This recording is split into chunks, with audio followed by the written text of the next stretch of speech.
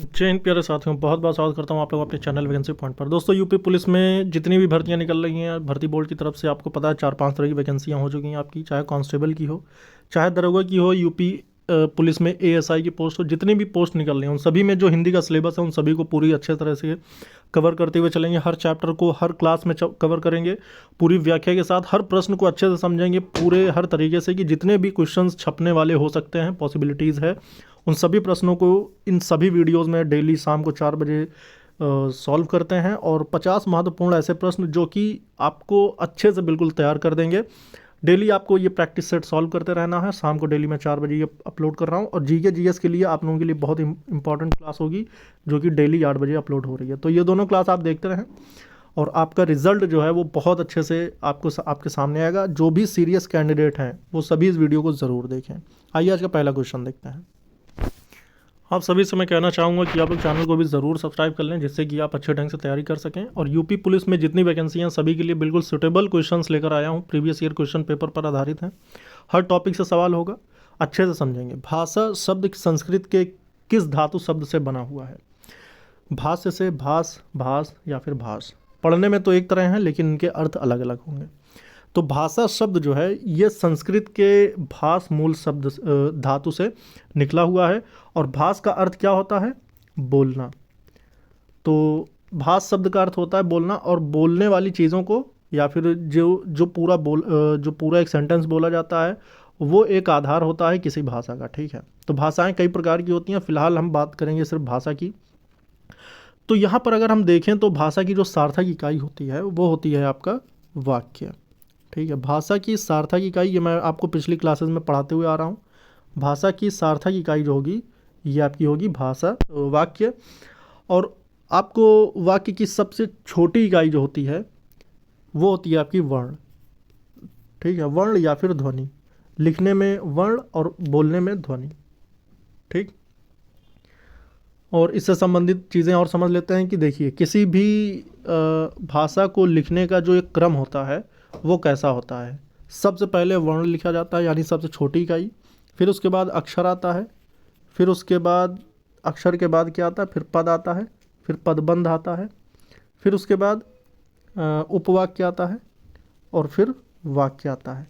तो ये इसका सही क्रम है, एक वाक्य लिखने में क्या क्या चीज़ें उपयोग में लाई जाती हैं। तो उम्मीद करता हूँ कि ये आपका अच्छे से क्लियर हो चुका होगा। तो भाषा के बारे में आपने जो भी चीज़ें अभी पढ़ी हैं, भाषा का जो धातु है भास धातु से बना हुआ है। और भाषा का अर्थ क्या होता है? भास का मतलब होता है बोलना। ठीक है, और भाषा की जो सार्थक इकाई होती है वो वाक्य होती है। और वाक्य की सबसे छोटी इकाई क्या होती है? वर्ण होती है। ठीक है, चलिए आगे बढ़ेंगे और देखेंगे अगला क्वेश्चन। इनमें से कौन सा भाववाचक संज्ञा है? तो चीज़ें हमें पहले समझनी होंगी कि भाववाचक संज्ञा के अंतर्गत क्या क्या चीज़ें आएंगी और इनमें जितनी भी चीज़ें दी हुई हैं ये क्या हैं। तो आइए अच्छे से समझेंगे। अब यहाँ संज्ञा का जिक्र हुआ है तो हम संज्ञा को एक बार अच्छे से समझ लेते हैं। देखो, संज्ञा जो है दो प्रकार से इसका विभाजन किया गया है, एक व्युत्पत्ति के आधार पर और दूसरा अर्थ की दृष्टि से। ठीक है, अगर व्युत्पत्ति के आधार पर हम देखेंगे तो संज्ञा जो होती है 3 प्रकार की होती है। एक होती है रूढ़। ठीक है, एक होता है आपका यौगिक और एक होता है आपका योग रूढ़। ठीक है, इन 3 प्रकार से। तो रूढ़ क्या होता है? रूढ़ का मतलब ये होता है कि जिनको तोड़ा नहीं जा सकता, जैसे कि कृष्ण, यमुना, ये सब चीज़ें। यौगिक क्या होता है? जैसे पनघट है, पाठशाला है, ये सभी क्या हैं? योग रूढ़ हैं, सॉरी यौगिक हैं। और योग रूढ़ में क्या आएगा? जिससे किसी तीसरे का अर्थ निकलता है, जैसे जलज। ठीक है, जलज क्या होता है? किसी तीसरे मतलब कि किसी दूसरे के बारे में जो चीज़ें कही जाती हैं वो आपका योग रूढ़ आता है। ठीक, तो ये तो रहा आपका संज्ञा 3 प्रकार की, कैसे? व्युत्पत्ति के आधार पर। लेकिन अर्थ के आधार पर अगर देखा जाए तो 5 प्रकार की होती हैं जिनसे कोई अर्थ निकाला जा सकता है। जैसे कौन कौन से होते हैं? पहला होता है आपका व्यक्तिवाचक संज्ञा, दूसरा होता है आपका जातिवाचक संज्ञा, तीसरा होता है आपका द्रव्यवाचक संज्ञा, चौथा होता है समूहवाचक और पांचवा होता है आपका भाववाचक, जो कि इसमें पूछा गया है। अब ये भाववाचक संज्ञा होता क्या है? भाववाचक बहुत आसान है, आप इसको अगर अच्छे से समझ जाएंगे तो इसके सारे क्वेश्चन कर पाएंगे। देखो, भाववाचक जो संज्ञा होती है ना, ये किसी भाव, गुण, दशा, ये सभी का ज्ञान कराने वाले शब्द जो होते हैं वो भाववाचक संज्ञा के अंतर्गत आते हैं। जैसे किसी को क्रोध आ रहा है तो क्रोध एक क्या है? ये एक भाव है। कोई भी चीज़ खाने में मीठी है तो मिठास उसका क्या है, एक भाव है। तो ये चीज़ें जो होती हैं ना वो उसका भाव होता है। अब जैसे इसमें आपको श्याम दिख रहा है, श्याम का मतलब क्या है, श्याम एक नाम है, तो ये क्या हो जाएगा, ये आपका पूरी तरह से जातिवाचक संज्ञा हो जाएगा। इस अकॉर्डिंग अगर देखा जाए तो यहाँ पर एक भाव जो प्रकट हो रहा है वो आपका बचपन आएगा। अच्छा, इसके कुछ पहचान भी हैं, जैसे कोई भी अगर शब्द है उसके अंत में जो उसका अव्यय है, देखो एक होता है उपसर्ग, एक होता है प्रत्यय। अगर प्रत्यय के रूप में किसी भी शब्द में अगर क्या मिल जाए आपको, जितनी चीज़ें मैं आपको बता रहा हूँ ये बहुत इंपॉर्टेंट है, इनको आप अच्छे से याद कर सकते हैं और नोट भी कर सकते हैं। अंत में अगर आओ मिल जाए, ठीक है, या फिर त्व मिल जाए, या फिर पन मिल जाए, अंत में बात कर रहा हूँ, या फिर अन मिल जाए, या फिर इमा मिल जाए, या फिर और क्या होता है, या फिर बड़ी ई मिल जाए, या फिर ता मिल जाए, या फिर हट मिल जाए। तो अगर किसी भी शब्द में प्रत्यय जोड़कर ये किया जाता है तो क्या होता है, वो आपका हो जाता है भाववाचक। जैसे अब जातिवाचक में हम इसको कैसे भाववाचक बना रहे हैं इसको आप समझ लीजिए। देखो कोई भी जातिवाचक में जैसे पुरुष है, ठीक है, पुरुष एक जातिवाचक संज्ञा है, ठीक। तो जब जातिवाचक संज्ञा आपको पुरुष बताया जाता है तो पुरुष में अगर हम त्व जोड़ देते हैं ये वाला तो पुरुषत्व, तो ये आपका भाववाचक संज्ञा बन जाएगा, ठीक है। नारी में अगर हम त्व जोड़ देते हैं नारीत्व तो आपका भाववाचक बन जाएगा। गुरु है, गुरुत्व में हम त्व जोड़ देते हैं तो गुरुत्व आपका क्या हो जाएगा, भाववाचक, ठीक है। अब यहाँ पर देखो जैसे ता है, ठीक है, ता। जैसे मनुष्य है, ठीक, मनुष्य आपका एक जातिवाचक संज्ञा है। जातिवाचक संज्ञा में हम अगर ता जोड़ देते हैं, मनुष्य है, मनुष्यता हो जाएगा, तो ये क्या हो जाएगा, भाववाचक संज्ञा हो जाएगा। तो ये जितने भी मैंने प्रत्यय लिख रखे हैं इनको आप अच्छे से जो है इसको अच्छे से आप देख लीजिए, ठीक। जैसे सुंदर है, सुंदर में ता जोड़ देते हैं, सुंदरता भाव हो जाएगा, ठीक है। हट, जैसे यहाँ पे हमने हट भी लिखा है, तो घबराना है, घबराना में हट जोड़ देंगे, घबराहट, ये भी आपका क्या हो जाएगा, भाववाचक हो जाएगा। चढ़ना है, चढ़ना में बड़ी ई लगा देंगे, चढ़ाई हो जाएगा, ये भी आपका भाववाचक में बदल जाएगा, ठीक है। समीप है, समीप में आपका ता जोड़ देंगे, समीपता, ये आपका भाववाचक है।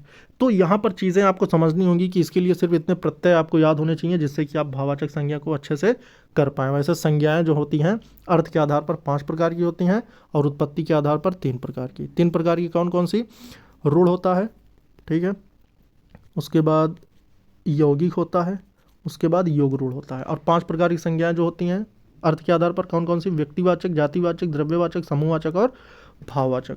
उम्मीद करता हूँ कि ये चीज़ें आपको ओवरलाइन जो थी इसकी अच्छे से समझ में आ गई होगी। दोस्तों आप लोग वीडियो को लाइक और शेयर करते रहिएगा और चैनल को भी सब्सक्राइब कर लें। डेली शाम को आपको 4 बजे क्लास मिलने वाली है जो कि आपके सिलेक्शन के लिए बहुत इंपॉर्टेंट है। चलिए आगे बढ़ेंगे और देखेंगे अगला क्वेश्चन।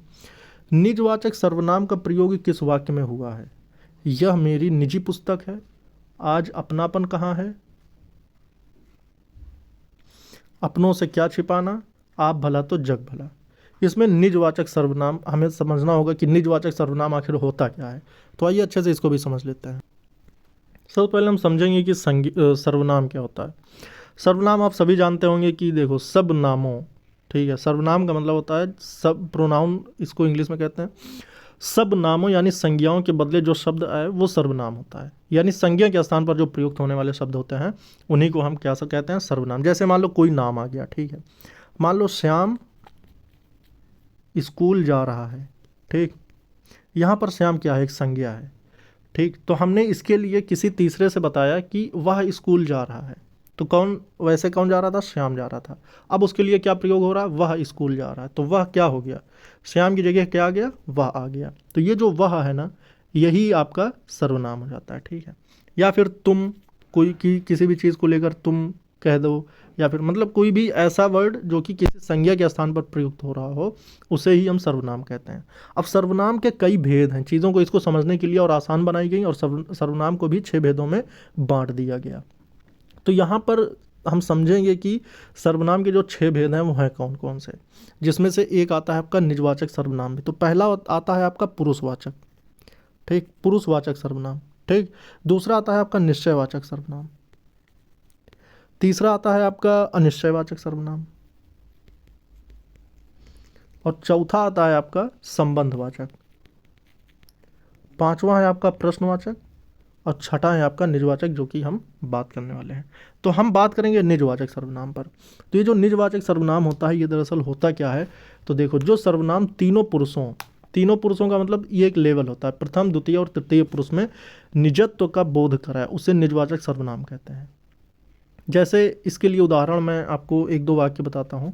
अगर वाक्य आपके सामने आ जाता है, यह कार्य मैं आप कर लूँगा, ठीक है, तुम अपने आप खा लेना, वह स्वयं गाड़ी चलाती है। इन वाक्यों में जो प्रयुक्त आप है या अपने आप है और जो स्वयं मतलब खुद के लिए जो चीज़ें कही जा रही हैं, ये आपका निजवाचक सर्वनाम के अंतर्गत आ जाएगा। इसके लिए कुछ वर्ड हैं, तो ये मैं आपको बताना चाहता हूँ कि ये जो अगर वर्ड आ जाएंगे तो आप तुरंत समझ जाना कि ये निजवाचक सर्वनाम के अंतर्गत है, ठीक है। कौन कौन से?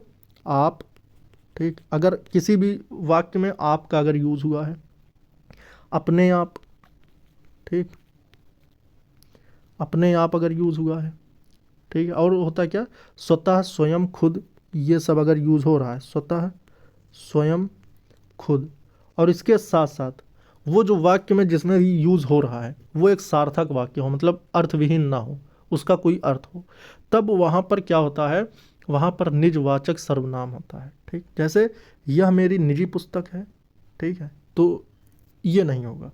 आज अपनापन कहाँ है, ये भी नहीं होगा। अपनों से क्या छिपाना, ये भी नहीं होगा। आप भला तो जग भला, ये बिल्कुल सही होगा, डी ऑप्शन।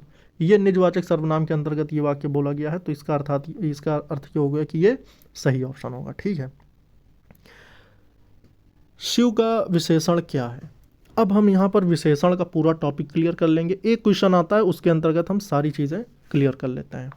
यहाँ पर आपको बताना होगा कि शिव का जो विशेषण होगा, शिवेश होगा, शंकर होगा, शैव होगा या फिर शैल होगा। तो इसका जो सही अर्थ होगा, सबसे पहले हम विशेषण समझेंगे। विशेषण वो होता है जो संज्ञा और सर्वनाम की विशेषता बताए, ठीक है, उसे कोई विशेषण कहा जाता है। और जो शब्द विशेषता बताता है, देखो जो भी शब्द ऐसा हो जो विशेषता बताए किसी की, वो विशेषण कहलाएगा, ठीक। विशेषण उस शब्द को कहेंगे जो विशेषता बता रहा है, और जिसकी विशेषता बताई जाती है उसे विशेष्य कहा जाता है।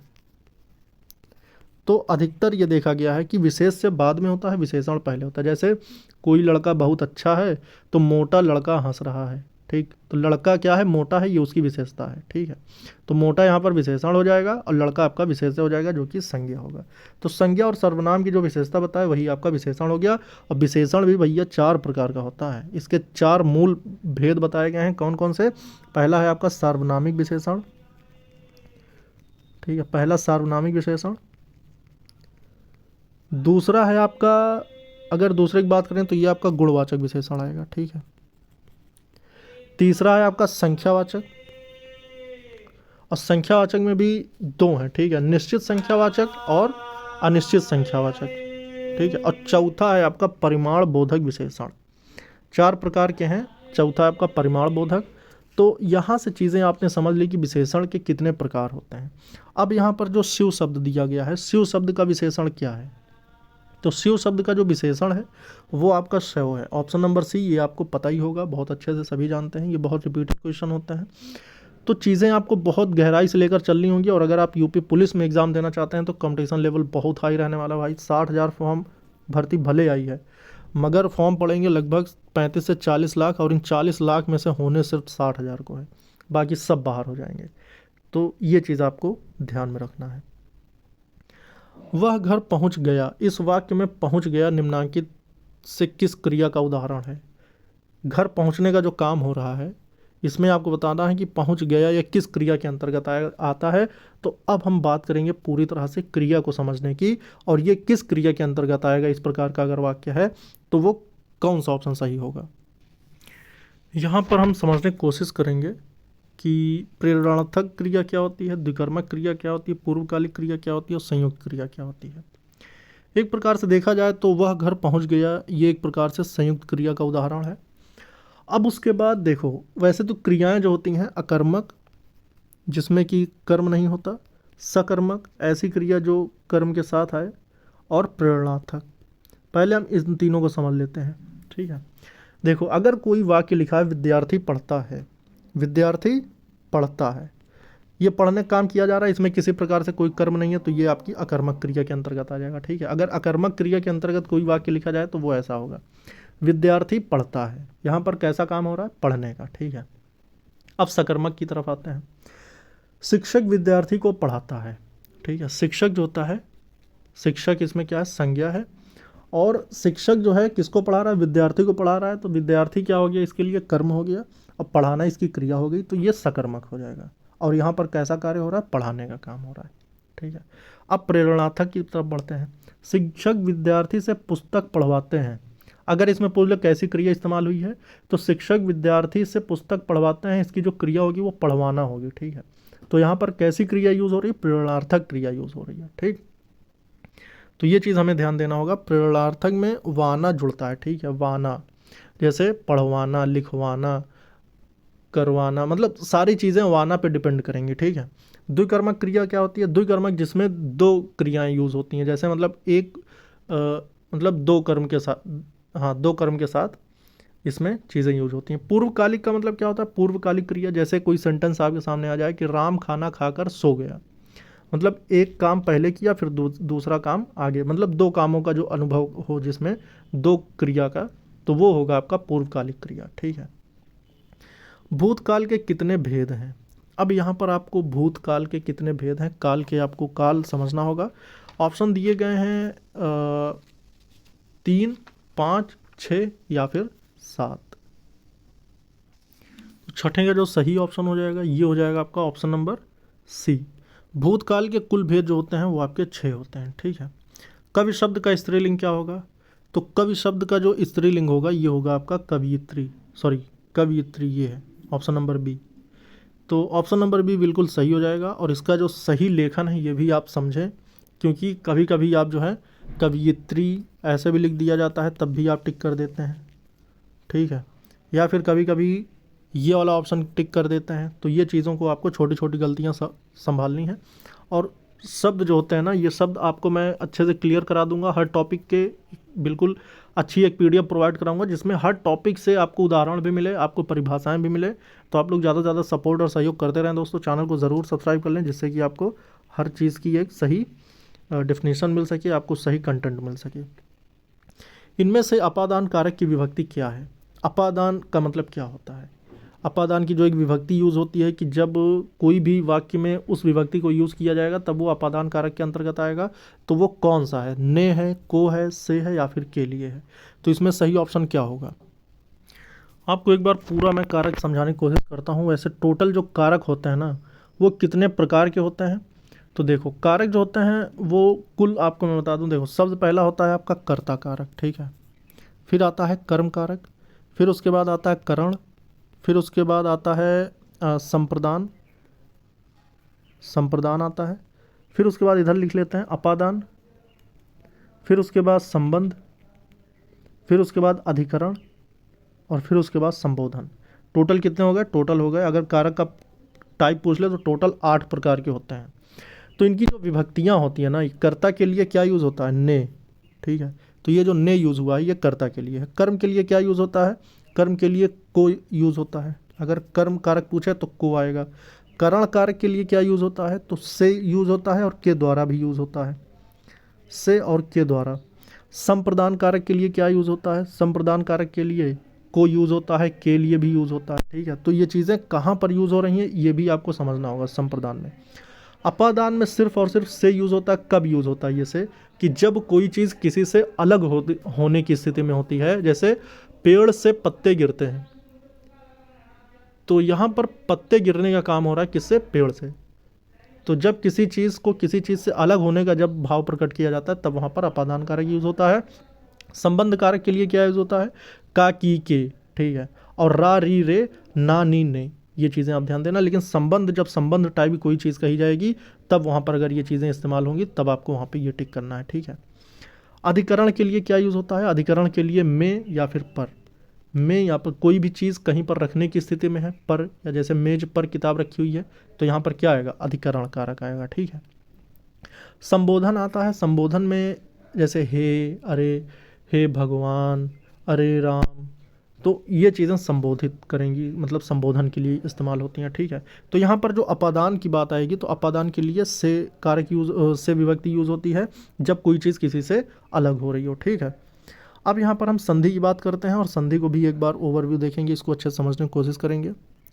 देखो भाई, संधियाँ जो होती हैं ना, कुल होती हैं 3 प्रकार की, ठीक है। संधि 3 प्रकार की। पहली होती है आपकी स्वर संधि, ठीक। दूसरी होती है आपकी व्यंजन संधि।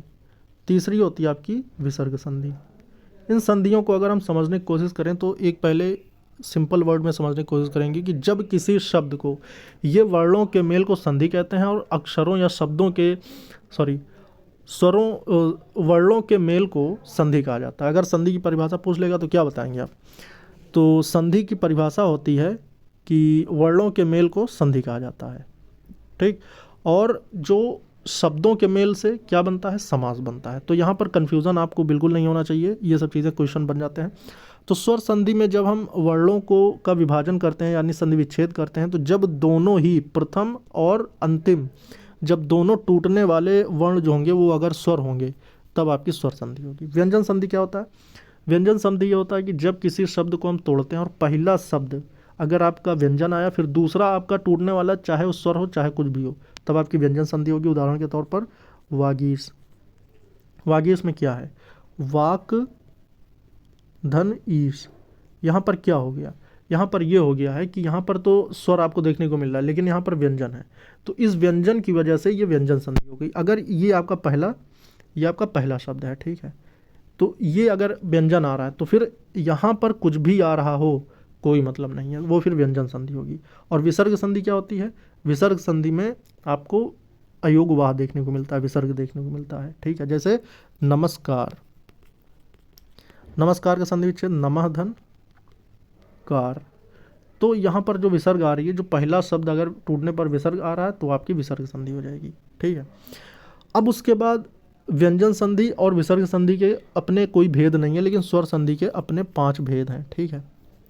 उन भेदों को अगर हम जानने की कोशिश करें तो पहला भेद है दीर्घ स्वर संधि। दीर्घ स्वर संधि कब हम पहचानते हैं? जब उसमें बड़ा अ या बड़ी ई इस्तेमाल हुआ हो और बड़ा ऊ इस्तेमाल हुआ हो। ये आपका दीर्घ स्वर संधि का उदाहरण है कि जब बीच में ये 3 स्वर इस्तेमाल होते हैं तब उन्हें हम दीर्घ स्वर संधि कहते हैं। दूसरा आपका आता है, दूसरा है गुण संधि, गुण स्वर संधि। गुण स्वर संधि क्या पहचान है, ये भी चीज़ें आप समझ लें। तो गुण स्वर संधि में क्या आएगा? ए और ओ आएगा, ठीक है। ये चीज़ें आपको अच्छे से पता होनी चाहिए। गुण स्वर संधि के बाद क्या आएगा? वृद्धि स्वर संधि। वृद्धि स्वर संधि की पहचान क्या होती है कि बीच में जब कोई भी ऐसा शब्द जिसके तोड़ने पर ए और औ का आभास हो, अनुभव हो, या फिर ये आए, तब क्या होगा? आपका वृद्धि स्वर संधि हो जाएगी। फिर उसके बाद यण स्वर संधि आता है। यण की क्या पहचान है? यण की ये पहचान है कि जब बीच में किसी प्रकार से या, रा, ला, वा इनका जब अनुभव होता है तब ये बनते हैं यण स्वर संधि। फिर उसके बाद आता है आपका अयादि स्वर संधि, ठीक है। अयादि स्वर संधि की क्या पहचान है? अयादि स्वर संधि की पहचान है कि जब इसमें आय, औ ये सब बनते हैं टूटने पर, तब वहाँ पर अयादि स्वर संधि बनती है।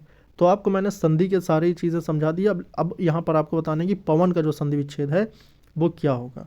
देखो, पवन का और पावन का, ये दोनों का ही पूछा जाता है और बहुत इंपॉर्टेंट है और हर बार पूछा जाता है। पवन का से पहले हम पावन समझते हैं। पावन का होता है पौधन अन्न, ठीक है, ये हो जाएगा पावन। यहाँ पर पवन का क्या होगा? पोधन अन्न, ठीक है, ये हो जाएगा पावन। तो इसका इस अकॉर्डिंग देखा जाए तो ये हो जाएगा आपका ऑप्शन नंबर सी। अच्छा, एक चीज़ और बता दें, जैसे गायक और नायक होता है, गायक नायक।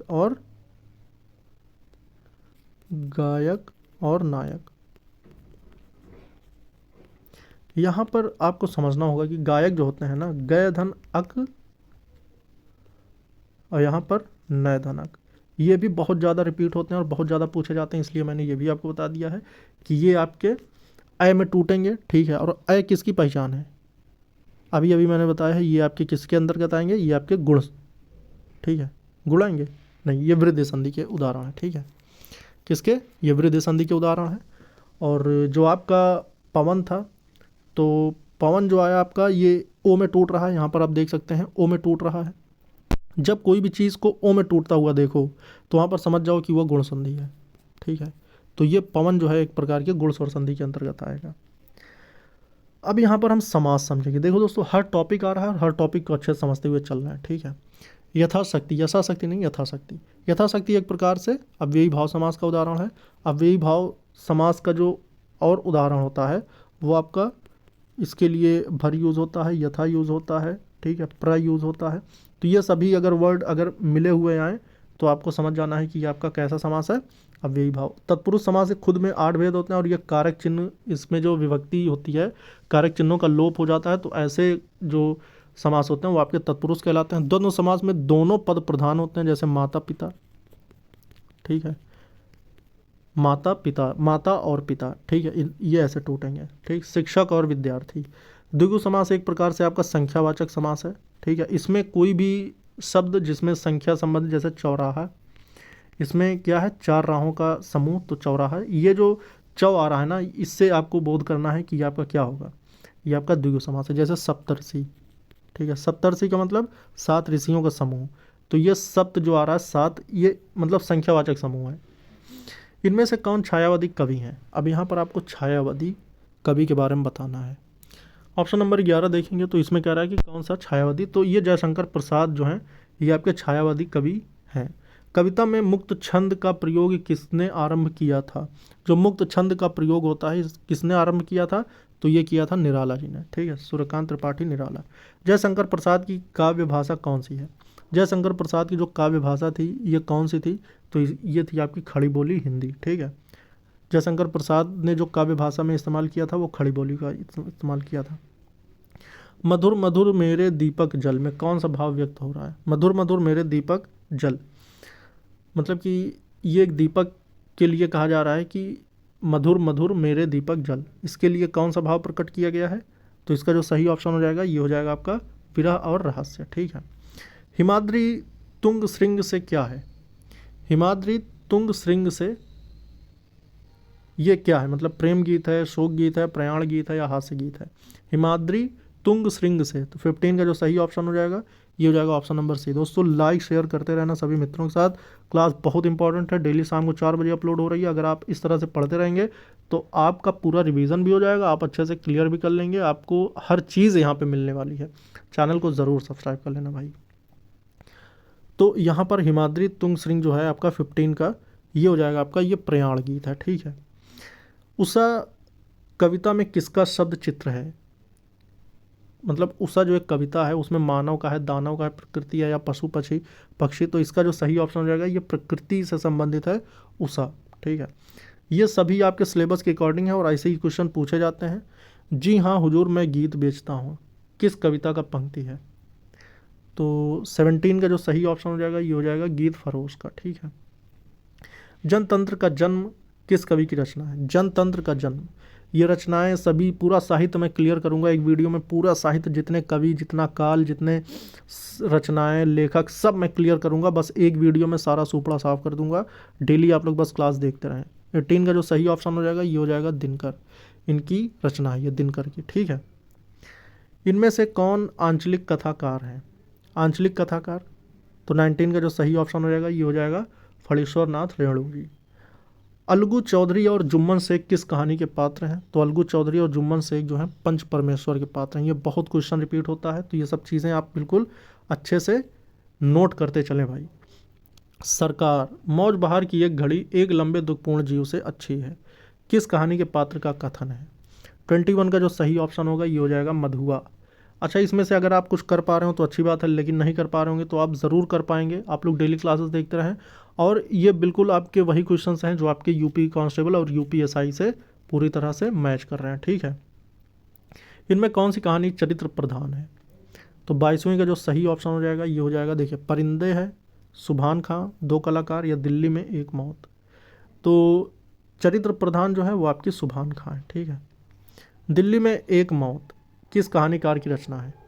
दिल्ली में एक मौत किस कहानीकार की रचना है? तो ये है आपकी कमलेश्वर की, ठीक है। भारत विभाजन और सांप्रदायिकता की घटनाओं से संबंधित कौन सी कहानी है? जो भारत विभाजन हुआ था यानी 1947 में भारत पाकिस्तान जब बना था, तो उससे संबंधित सांप्रदायिकता की घटनाओं से संबंधित कौन सी एक कहानी है? तो 24 का जो सही ऑप्शन हो जाएगा ये हो जाएगा मलबे का मालिक, ठीक है। वापसी, दोस्तों आज का अंतिम क्वेश्चन है ये 25वां, और इन 25 क्वेश्चन से आपके 100 क्वेश्चन कंप्लीट होंगे डेली। आप यकीन करें, बहुत इंपॉर्टेंट क्लासेस मैं डेली अपलोड कर रहा हूँ। आप लोग अगर आज देख रहे हैं तो आज से शुरू हो जाएं डेली 4 बजे, और इसकी प्लेलिस्ट भी बनी हुई है, आप उस प्लेलिस्ट में भी जा सकते हैं, देख सकते हैं। हर वैकेंसी के लिए जो हिंदी जिसमें पूछे जाते हैं इंपॉर्टेंट क्वेश्चंस, वो सभी के लिए है।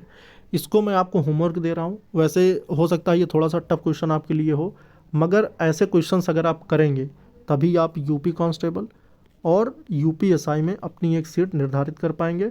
डेली आप लोगों के लिए ऐसी क्लासेस मैं लेकर आ रहा हूँ, आप लोग सपोर्ट सहयोग करते रहें। इसका जो आपका आंसर होगा वो कमेंट बॉक्स में ज़रूर बताएं। वापसी कहानी में किस पात्र की वापसी का जिक्र किया गया है? ठीक है, गणेश, गणेशी का, नरेंद्र, अमर या फिर गजाधर बाबू का? कमेंट करके ज़रूर बताएं। इस वीडियो में इतना ही दोस्तों, जय हिंद।